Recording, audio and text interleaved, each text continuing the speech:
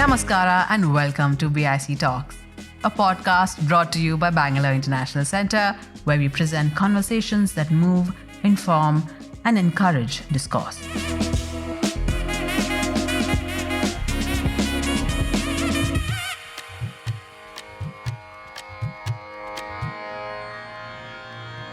We also find that a substantial part of political participation, though not all of it, is associated with what we call brokered engagement, a term we are trying to create, which implies use of intermediaries, which is a more common term, or bribes to access the state.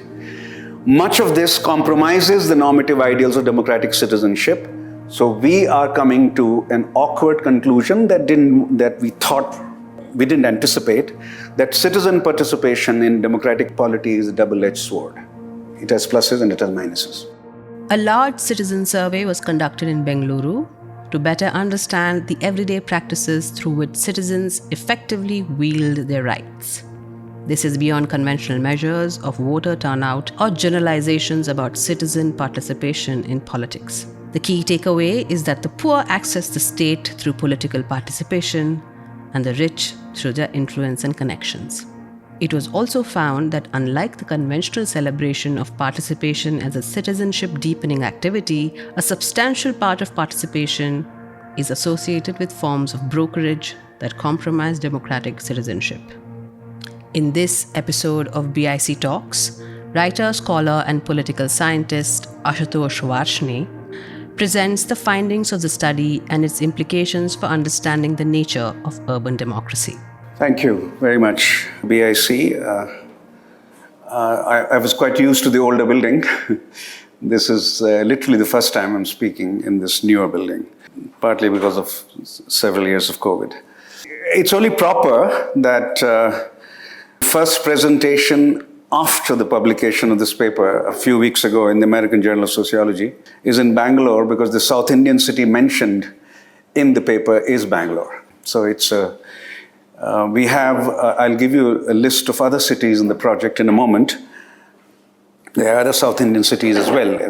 There are Chennai, Hyderabad, Kochi, but more of that a little later. A bit about the background of the project, which has been going on for a few years. First thing to note is that it's a collaboration of scholars at Brown University and one who was until recently at Azim Premji University, and practitioners at Janagra. We have collaborated for seven years now, a bit more. And the idea of a non-governmental organization, practice-based organization, and academic researchers collaborating was simply because of our belief that research should borrow something from the university setting, but should also be infused with practical ideas, on the ground ideas. And Janagra understands urban governance on the ground much better than the universities do. So that's the basis for our collaboration. And we seek to understand, I'll stay very close to the slides because I think that's simply better than taking off on the slides. I will be very close to the slides. So we seek to understand how citizens practice citizenship, or how citizenship is practiced in urban India, and what are the linkages between how citizenship is practiced and how governance evolves, especially, though not only, the provision of public services. Economics profession defines governance as simply provision of public services. And we, the political scientists, one of us is a political scientist, that's me. Patrick Heller is a sociologist. And Siddharth Swaminathan, our third collaborator, is a heavily statistically trained political scientist. So statistical modeling was primarily his responsibility in this project. Here are the cities under study, 17 across 13 states. Small, by which we mean less than 1 million by 2011 census: Ajmer, Bhavnagar, Jalandhar, Shimoga, Bhubaneswar. Medium, 1 to 3 million, Bhopal, Kochi, Lucknow, Vadodara. Mysore did not technically qualify in 2011 because it's just a bit below a million. Just a bit below a million. And large, 6 million and above, Ahmedabad, Bangalore, Chennai, Delhi, Hyderabad, Kolkata, Mumbai. One should note that these are seven of the 8 largest cities of India. The only city excluded from the 8 so-called metropolises is Pune. That's the only city excluded from this. So our conclusions about metropolitan India are almost technically, very nearly technically applicable to all of metropolitan India, because we have covered 7 out of 8 cities. But our other observations should be generalizable to urban India. If you are less than 1 million, no. If you're more than 1 million, it should be generalizable, but we cannot technically say that. It's not a representative selection of cities and it's virtually, we've discussed that, it's virtually impossible to do that. I'm happy to go into methodology for those who are interested in that. But we will have a full-blown theory of metropolitan India, if not urban India, at the end of it. The research is over. We are analyzing and writing at this point beyond Bangalore. Why study Indian cities? Since 1947, social science research in India is almost entirely focused on villages, and understandably so. Very few anthropologists, economists, political scientists, and sociologists have studied cities. I asked Rakesh Mohan, a leading urban economist, once, how many economists study urban India? He said 2.5. Sociologists, you can count on their hands, and political scientists, some political science I know very well, and that would be true as well. In 1951, India was a mere 17.3% urban, and only 5 Indian cities had populations greater than 1 million. Census of 2011 says India's population was 32% urban and 53 cities were 1 million plus. And depending on what measures are used, India will be majority urban in 15 years, if not sooner. It's important to emphasize depending on what measures we use. India's definition is very clear, it depends on size. 5,000 and more should be the population.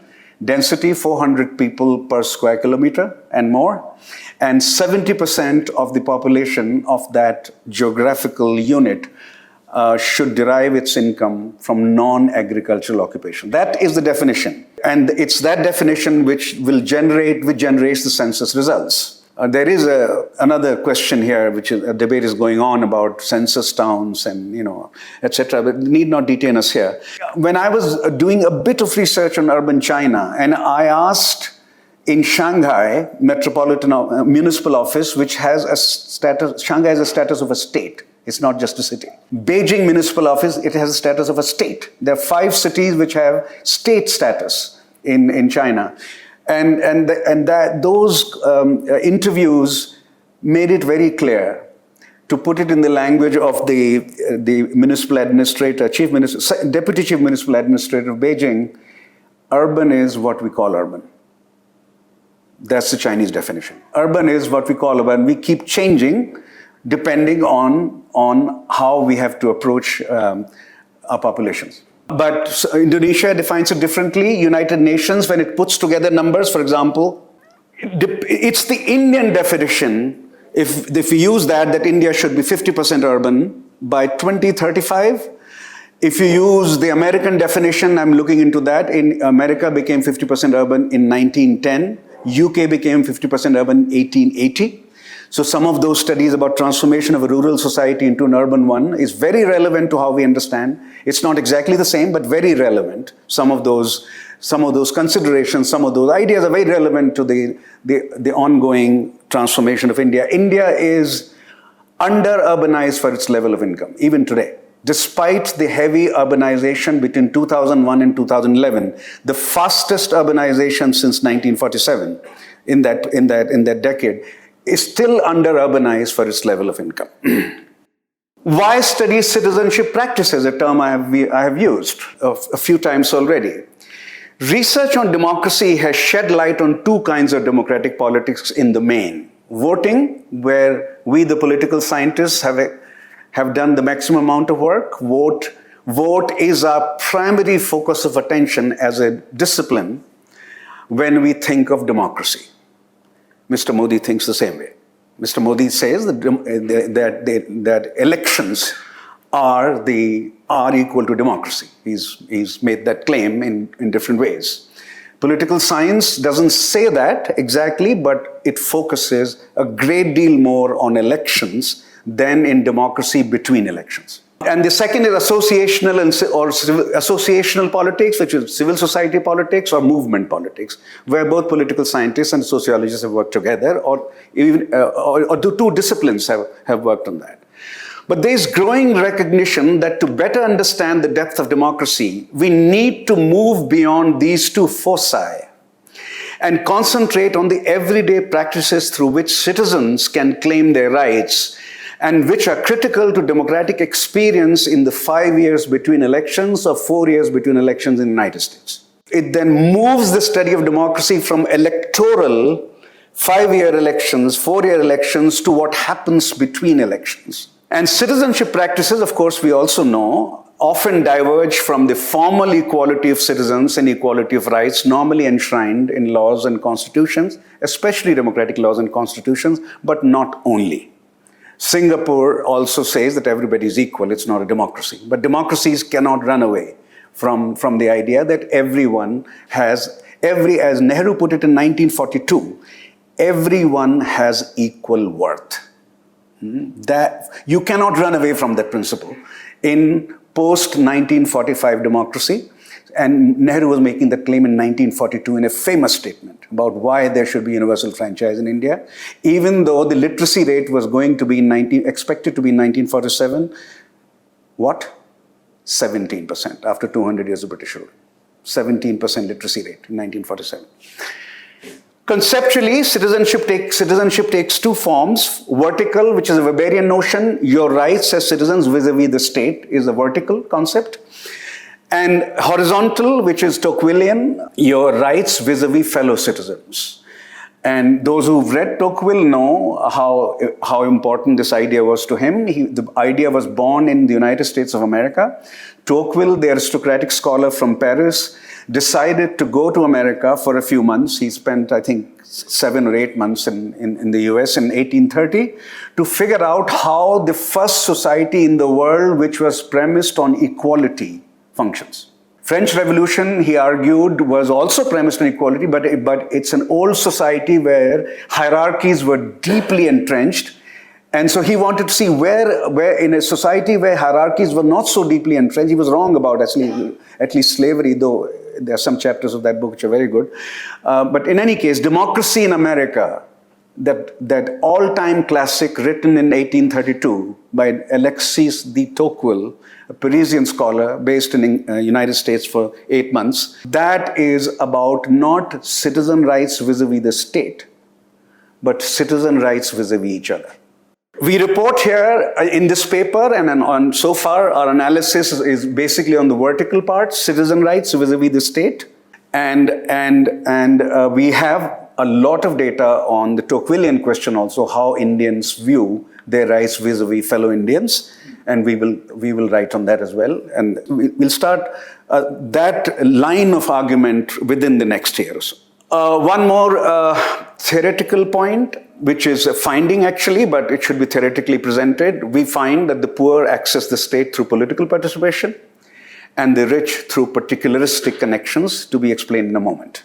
But unlike the conventional, this is also a theoretical point, an important one, unlike the conventional celebration of participation as a citizenship-deepening activity, we also find that a substantial part of political participation, though not all of it, is associated with what we call brokered engagement, a term we are trying to create, which implies use of intermediaries, which is a more common term, or bribes to access the state.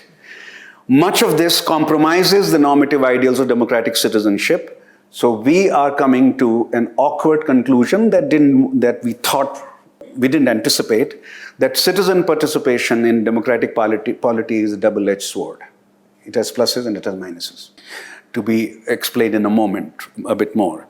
These are Bangalore-specific results. We'll see how the remaining 16 cities either correspond to or differ from these results. We can all right away tell you Kochi is more or less done. Kochi is quite different from Bangalore. One could say radically different, but we'll hold off for some time before saying that. The final results will be, as I said, more or less generalizable to all of urban India, though not in a technical sense.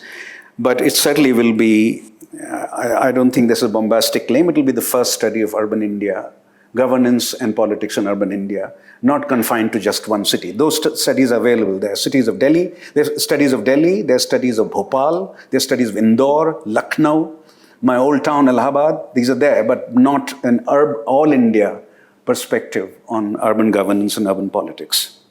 Bangalore data collection, as I said, collaborative effort with Janagraha, which was very beneficial for us, very, very beneficial. The questions they managed to convince us to put on our survey came out of their deep engagement with urban participation and urban governance.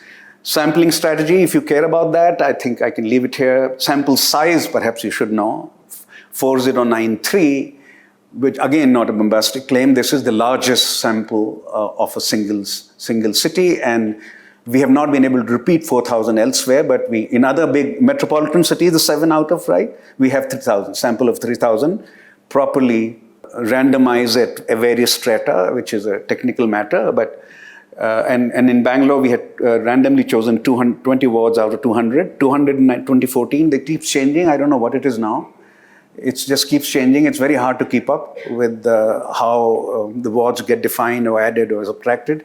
And 10 polling parts from each ward. Each polling part, as you know, doubtless, roughly 1,500 to 2,500 adults, covering approximately 17 to 14 streets. That's written in the Election Commission documents. That's what it is. That's what a polling part is.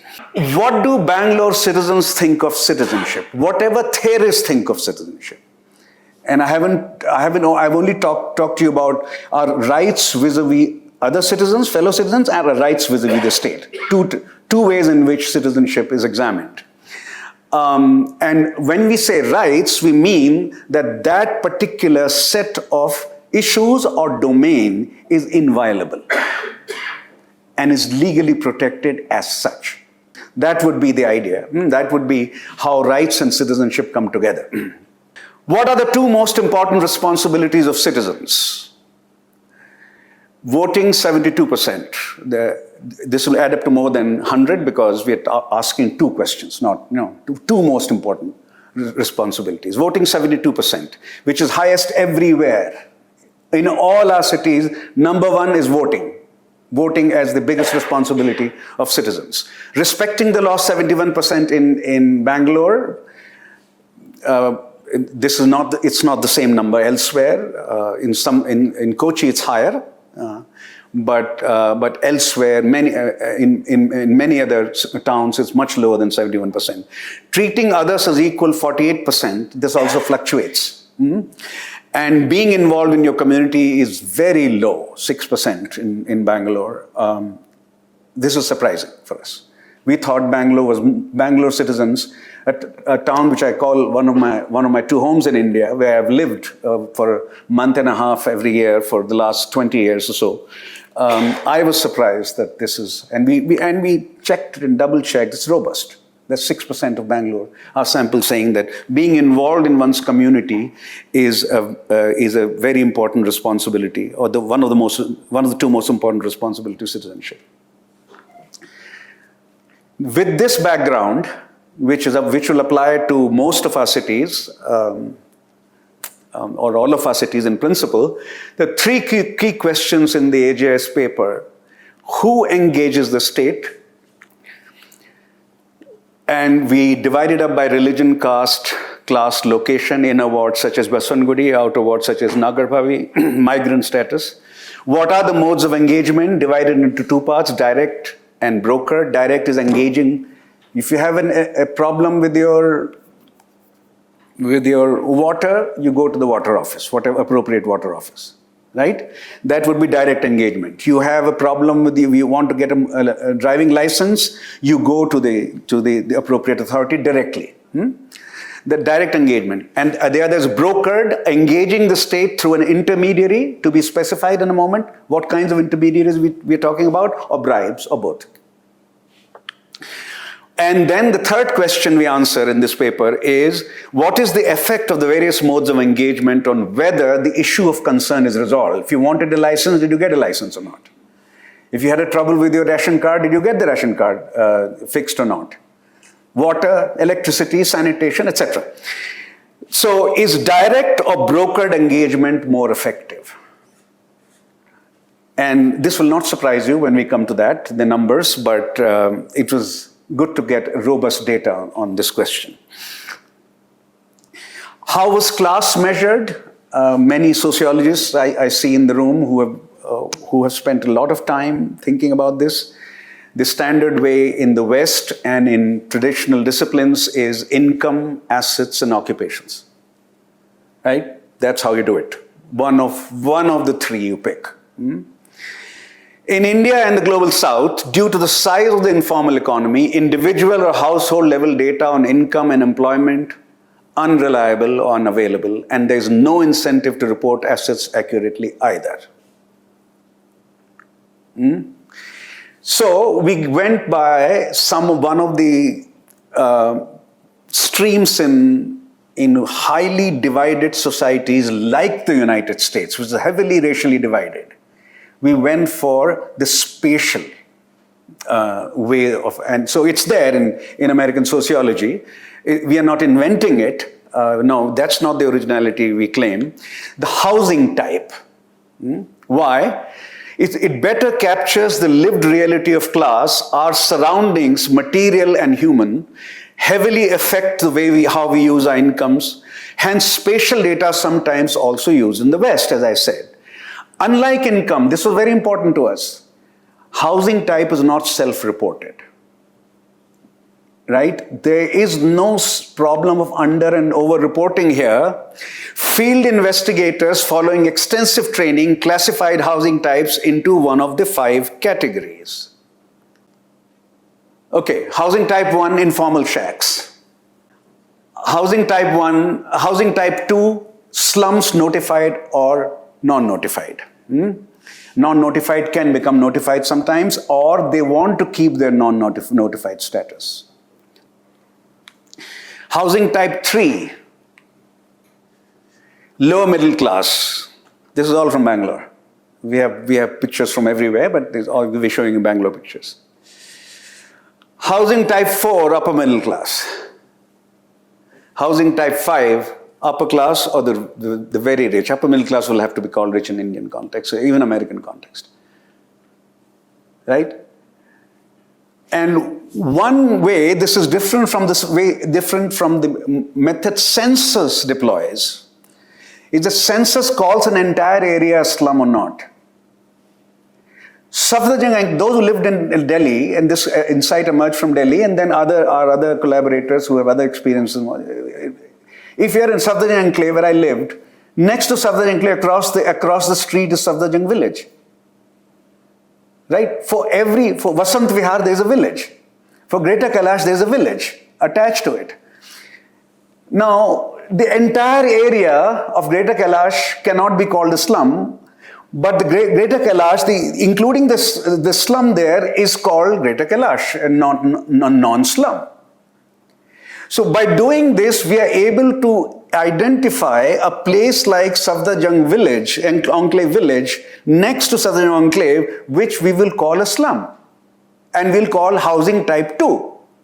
Rather than include it under the upper class of Greater Kailash or Safdarjung Enclave. Right? So we are able to then differentiate it further. We are giving more graduated data we are able to give you. And this is true in virtually every city. Right? Mysore, fabulous houses on one side, the other side of the house, literally shacks. Literally shacks, about 15 of them that Devrajars got them built. Right? So, etc. shacks to slums. I mean, I think it would be unfair to call them really shacks the way the shacks are in the temporary settlements of construction workers in most cities of India. Okay, now let's give you a sense of how middle class Bangalore is, and we are putting together some data. We'll give you exact numbers on virtually every city, because what we are doing is generalizable to city. So informal shacks is 2%. Slum housing, notified and non-notified, is 11%. These are different from census numbers, and we believe our numbers for the reasons that we've just listed. Lower middle class housing is 53% of Bangalore. And upper middle class housing constitutes 25% of our sample, and upper class 9%. So this is a very middle class city. And our sense is, from looking at the data, not very detailed manner yet about the size of middle class everywhere. This is either the largest middle class or the second largest after Kochi. This is either the largest, second largest out of our 17 cities. So this is a very middle class city today. And what you hear about Bangalore is statistically very clearly supportable. It's a very middle class city. Now results. I will not bore you with our regression models, logistical regression, and also they don't work everywhere, but they work in a lot of cases here. So anyway, who engages? This is not regression based, this is simply reporting raw data. Who engages? 76% of our sample engages the state. 24% does not.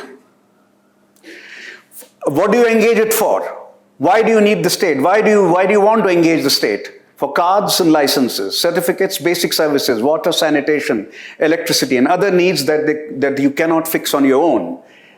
Please note that all traditional, conventional, classical literature on public services also included health and education.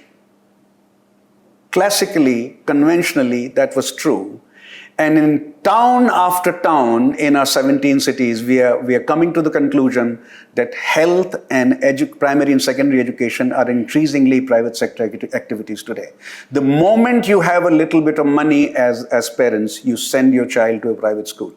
Only for the lowest income, not the lowest, only for the lower income households would the India's so-called government schools, where I was educated in UP, and many of us were educated in UP, and we got a bilingual education in those schools, government schools of UP. Those are basically for lower income sections of Indian society today. A bit of income and you send your child to Blue Dot, Green Dot, whatever, some private schooling. Muslims engage less than other religious groups. There is no caste differential. This is not simply true of Bangalore, of some other cities also. Dalits engage the state as much as the OBCs and upper caste. There is no statistically spottable, identifiable difference there. The rich, HT4 and HT5, engage less compared to the non-rich. Caste differential is different from upper caste, that's different from HT5 and HT4. That's a class issue. Migrants engage less. Outer wards engage more. Nagar Bhavi engages more than Baswangudi. It could be, we are trying to explain why that would be so. Baswangudi has reasonably good public services. You don't need to go to the state. Nagar Bhavi doesn't. So it has to, right?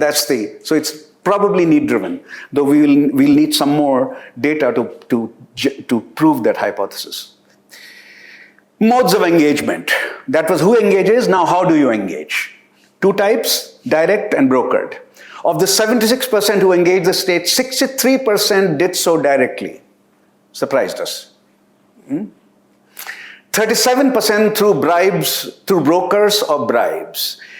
And using conditional effect regression, but need not detain you, we show that political participation increases the likelihood of brokered engagement for the poor but not for the rich. and official particularistic connections, knowing politicians and bureaucrats, including police officials and etc., increases likelihood of brokered engagement for the rich but not for the poor. So through conditional effects, you can generate this conclusion, which is technically acceptable. In other words, the rich have peers and the poor have patrons. That should not surprise you. That should not surprise you. You can say that statistically we are simply proving something commonsensically known. But not just that. We have to move further. The richer classes are well connected through their positions to various persons of influence. Now, the more important conclusions, at least for sociologists and political scientists, and I hope for our co-citizens as well, who might not be social scientists. Partha Chatterjee has a famous claim, very famous claim, that the rich use their rights, that is civil society, which is based on rights, right? Civil society, by definition, civil society is a non-governmental sector which is protected by law, by definition. Right? So this is why the regime of rights is very clearly expressed through civil society. Rich use their rights to make demands on the state, but and he argued that the poor use politics, electoral politics especially, to make their claims. What we find is, rather than seeking redress through rule-bound procedures and civil society organization, the rich use their privileged connections. That is not the same as civil society.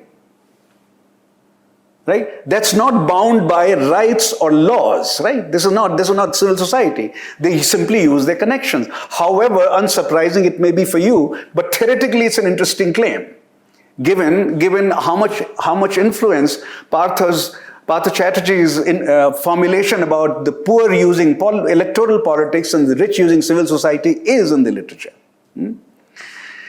The poor, by dint of their class position, do not have influential peers, but in a country where the poor are politically active, as they are in India, they do have political ties. They in turn use those links, much as the rich use their peers to get things done.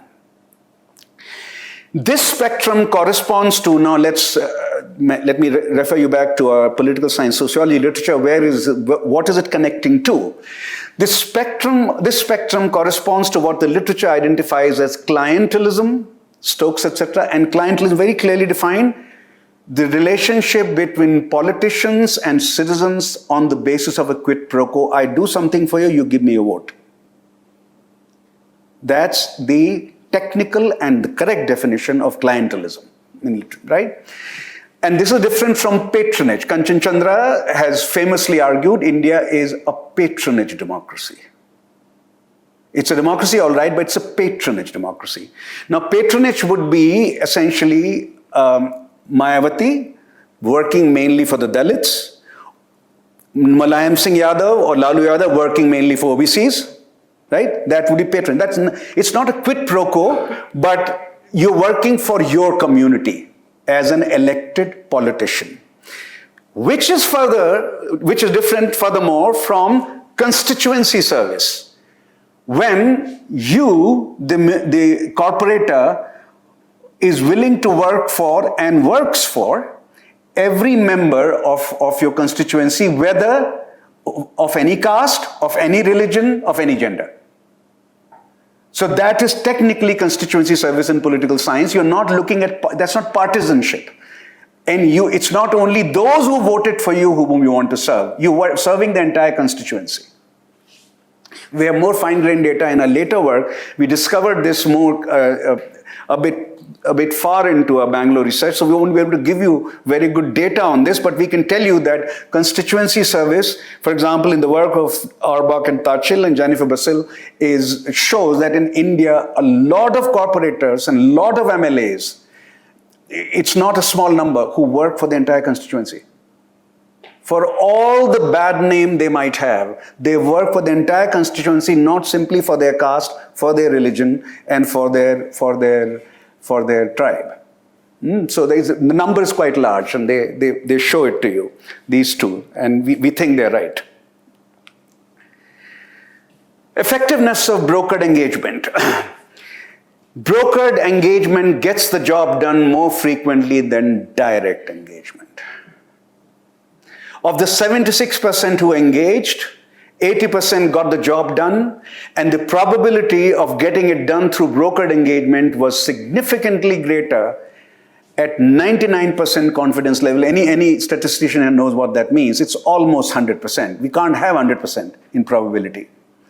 99% is as close to certainty as we get, right, in probability theory. So probability of getting it done through brokered engagement was significantly greater at 99% confidence level than through direct engagement. Not that direct engagement does not work, but brokered engagement works much better.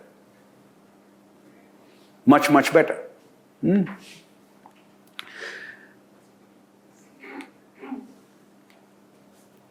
So let's conclude.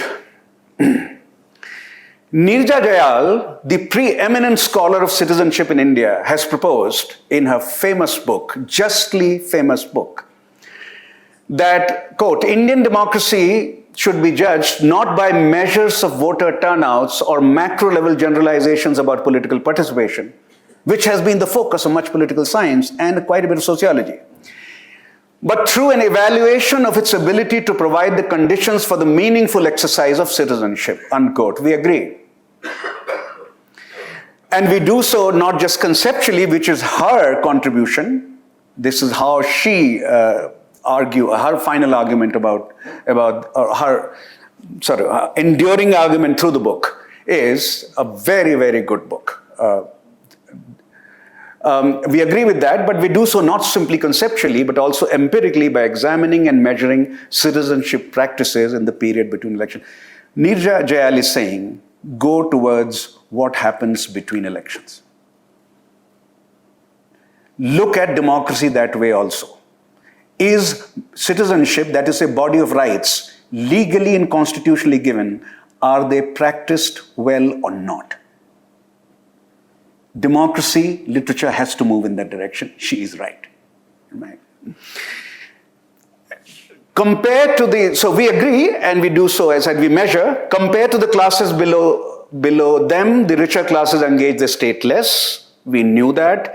This particular argument emerged from the Lokniti research, but about voting, not about engaging the state. This is about engaging the state. Yogendra Yadav, Suhas Palshikar were the first to make the argument about voting. The rich are not voting as much as the poor. And that began, that particular turn in India's electoral politics begins around 89 and is perhaps being partially reversed, though we don't know yet. We need some more data on one more election, maybe 2014, 2019, and 2024, in order to make a very solid claim about what's happening now on that dimension. And these two sets of classes also engage the state differently. You heard that. The rich approach the state via particularistic connections of influence, and the classes placed below them use political participation. A substantial portion of households find it necessary to engage the state through mediation. That is by either paying bribes or using an intermediary. Paying bribes is a clear perversion of citizenship. Brokerage is a bit more complicated. It has been briefly hinted at so far in the discussion. Let's make it clearer. While some intermediaries may be playing a role that is perfectly consistent with democratic norms, for example, an elected official who is simply providing constituency service, that's perfectly consistent with the democratic theory and democratic ideals. I am your representative, I will work for you. Please remember that one of the great Nehru arguments and Ambedkar arguments about why the illiterate should also have the right to vote was not only that all of them have equal worth. That was argument number one. The argument number two was, if you give them the right to vote, then they will be able to unclog the closed gates of state and bureaucracy through their representatives. Otherwise, this bureaucracy trained in British ways is impervious to the poor and the common masses. Through their representatives, they open it up. Right? It's something like that. Constituencies, we have a new term for it, constituency service. Other forms of brokerage activity weaken democracy. In citizenship, as for example, when a service is predicated in partisanship, I as an elected official, elected politician, corporator, MLA will work only for my caste, only for my religion. That's a perversion. of the democratic ideal. Or a quid pro quo for vote. It doesn't work in India, clientelism, but it's a major issue in African politics and Latin American politics. Clear quid pro quo, evidence of that. Not in India, it can't work the way Indian electoral democracy is set up. Going back to Alexis de Tocqueville, it has long been argued, you heard that also briefly, but it should be put forward as a clear conclusion. It has long been argued that participation cultivates good citizens. While this may be generally true, when it comes to engaging the state, we find quite the opposite with respect to many, if not all. Those among the poor who are politically engaged are much more likely to engage the state through practices, bribes, and partisan brokers that may be corrosive of citizenship. It may be that they have no other better choices, but that does not invalidate the claim that clientelism, if not constituency service, significantly undermines democracy and citizenship. Thank you. You have been listening to BIC Talks by Bangalore International Centre. If you like what you heard, do follow us on social media. Keep up with our programming by signing up for our mailer on the website or leave us a review or rating on Apple Podcasts or iTunes. The crew that makes these podcasts possible is Gaurav Krishna and Ishan Gupta on sound supervision and production, with support from S. Sarunaraj and Raghu Tenkaila. Artwork is designed by Chandni Venkataraman of Crisscross Design Studio. Don't forget to subscribe to our channel on your favorite podcast platform. It can also be accessed on our website, bangaloreinternationalcentre.org. This is Lekha Naidu signing off on behalf of everyone at BIC.